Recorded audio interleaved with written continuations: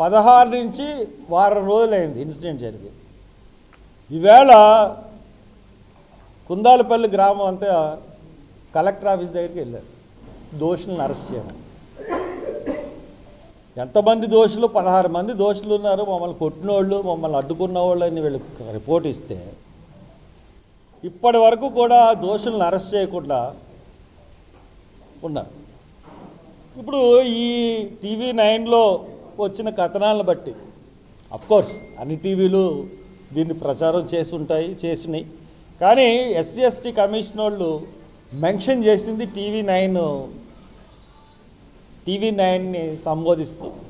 TV9లో చూసిన కథనాల వల్ల కలెక్టర్ని, ఎస్పీని ఎక్స్ప్లెనేషన్ అడిగారు. వారం రోజుల్లో మీ రిపోర్ట్ సబ్మిట్ చేయమంటే వాళ్ళు వెంటనే రిపోర్ట్ సబ్మిట్ చేశారు. ఏమని? ఆ ఇంటిగల వాళ్ళు 18వ తారీఖునే తీస్తారని, నేను వెళ్ళి తీయించే వరకు తీయలే, వాలంటీర్గా తీయించేశారని,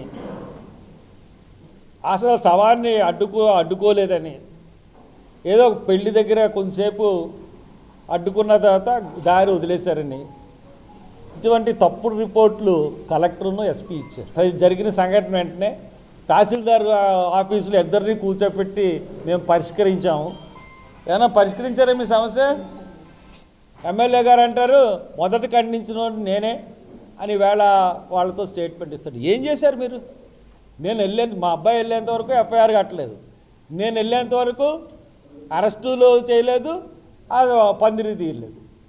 మరి అన్నిటికన్నా దారుణమైన విషయం అంటే ఈ సంఘటన సభ్య సమాజం అంతా తలదించుకునే సంఘటన. ముఖ్యమంత్రి, ఉప ముఖ్యమంత్రి దీని మీద ఖండన ఇవ్వాలి.